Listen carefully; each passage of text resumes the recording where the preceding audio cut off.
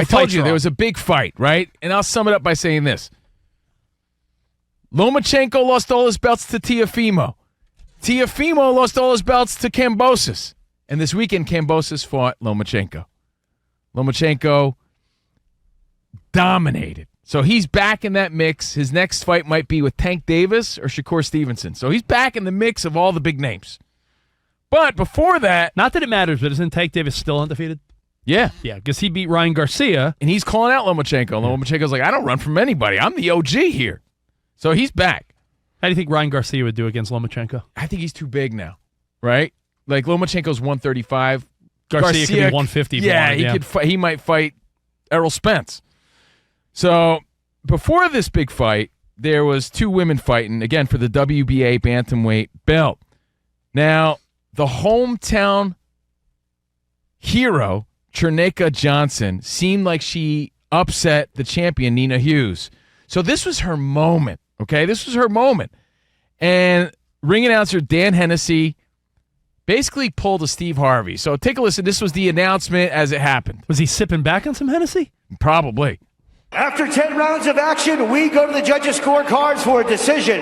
Judge Oliveira scores the competition 95-95 draw. Judge Keatley scores the competition 96-94. And Judge Nakamura scores the competition 98-92 for your winner by majority decision. And still, the WBA Women's Bantamweight World Champion, Nina Hughes. A lopsided scorecard of 98-92 favors Nina Hughes. Now, people were like, Nina Hughes? There's no way she won that fight. Because the whole fight you saw that Johnson was going to get the hometown upset in front of her hometown crowd, and she sort of dominated the whole fight. But when you heard that and still, you're like, oh, man. Dude, about a minute later, the announcer. But after the theatrics of victory and I lost, like the emotions have already been done. Johnson's shocked. She thought she would be the champion. Again, this is a huge moment. This guy, Dan Hennessey, grabs the microphone again. He's like, wait, come back. Basically, like, come back. The announcers are... Come back. The broadcasters are still analyzing the fight. Meanwhile, this guy's still announcing. Take a listen. And pulls a majority decision to go to 7-0 and retain her world championship on a night where Cherneka Johnson seemed like she was in control down the stretch and had a 167-133 connect advantage.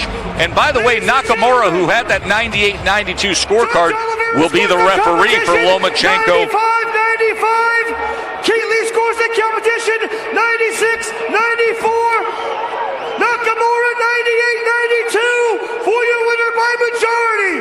Fighting out of the blue corner, Sugar Beach Johnson. Is this guy for real?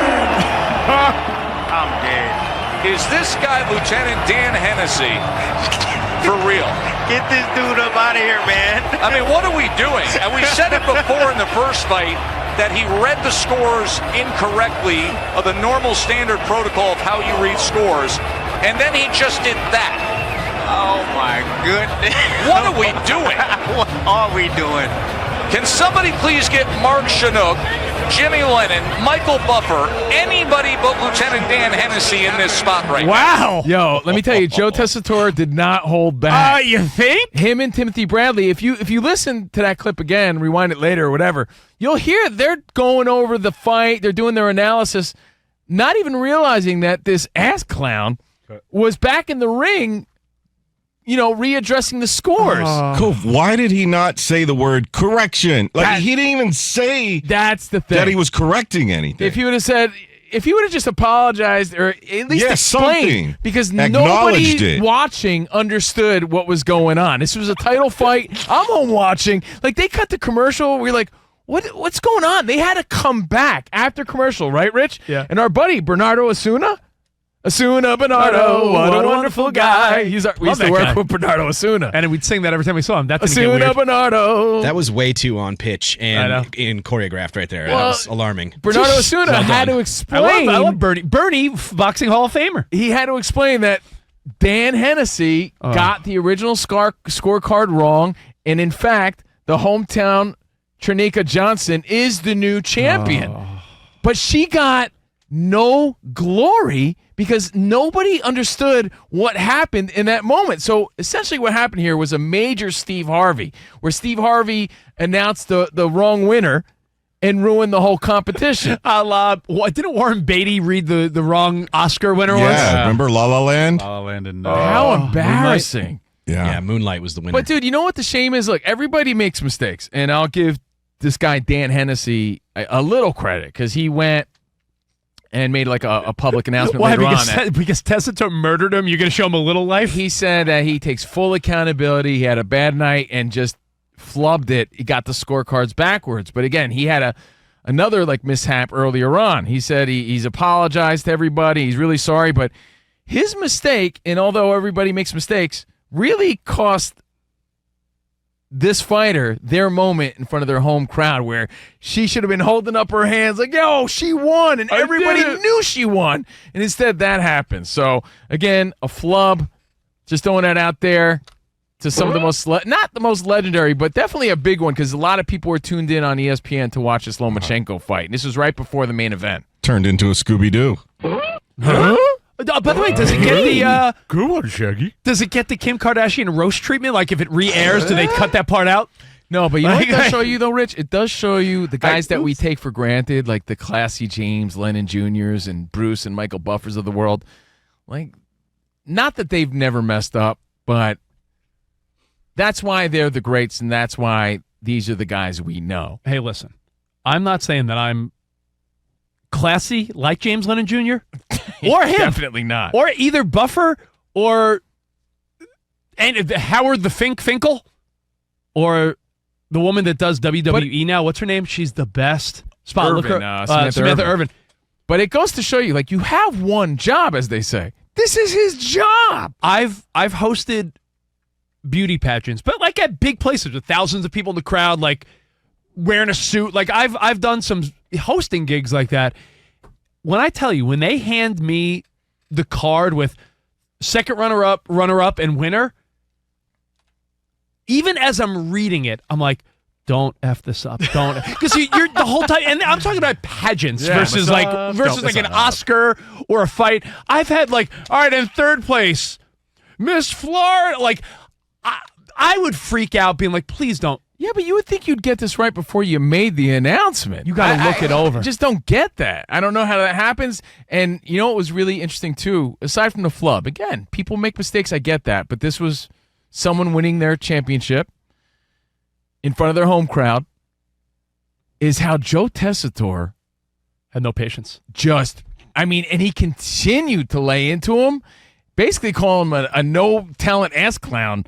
Went on and on about how terrible that was, and what sort of Mickey Mouse production is like? He went on. Like, he Tessitore into him. He Tessitore him up. Yeah, and didn't hold back, and that was sort of not something we hear and see all the time. Yeah, it was a little refreshing, but at the same time, a little shocking. Lieutenant Dan, what's his name?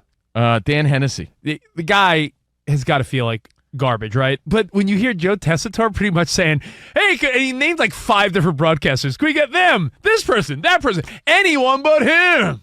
It'd be odd and unlikely to see one of those other guys mess up in that way. And if they did, you'd have to forgive them because you knew how great they were already. When this guy does it, you're like, what an ass. Eric just called up. He had a bad connection, but he said he wanted to ask you guys what happens if you had money on it, and your reaction was to tear up your slip.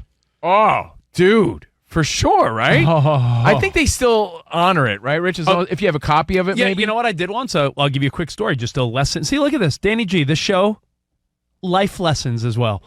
So during the Triple G Canelo fight, there was a Triple G Canelo fight that ended in a draw. I believe it was a drama show. Oh, Max, drama show. Drama show. Triple G Canelo. No Canelo? F you, Triple G. So, I bring Mexican style drama show. So, F you, cabron. If you want me to tell the true story details, we watched that fight at Sapphire in Las Vegas.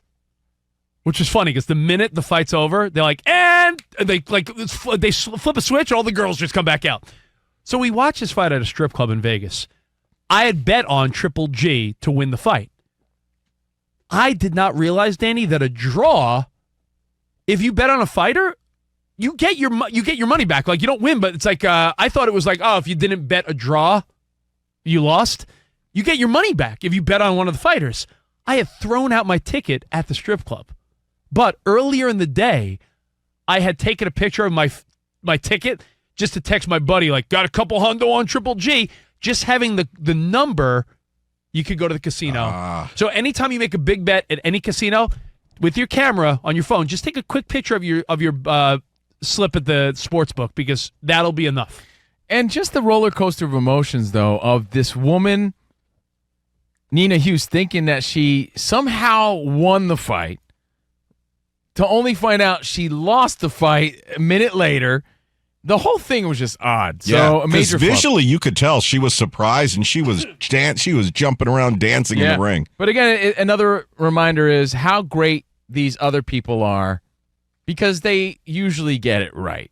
You know, all these announcers, they're under pressure situations, man. To get to these levels, you got to be great. No doubt. And props to them. But Dan Hennessey had a bad night there. Bad announcer. You know, I know Danny G texted me last night, something not sports related, but Danny G and I both watch American Idol with the wifeys. Yeah. Jack Blocker going to win this whole thing or what? It seems that way. Is that your guy? I like Jack Blocker. Yeah, him and who's the dude with the beard, the big guy. The big burly guy? He's a big burly guy. But, you know, you got to give them credit. I feel like they always do a great job hosting and doing stuff. Seacrest and Lionel Richie. It's not easy. It's not easy, man. These guys make it look easy. That's the point. Katy Perry trying to stick her boobs out yesterday. I was going to say, you know what's not easy? Keeping Katy Perry in that dress. Looking like a sexy Cinderella. It was Disney night last night. Oh, wow. She came out dressed like a girl would if a girl was Cinderella on Halloween. Mm-hmm. Ooh. Yeah, and she did that thing. She twirled around and pulled a string, and all of a sudden she had the Cinderella dress on. Yeah. Ow. Oof. But hey, hopefully you enjoyed your weekend.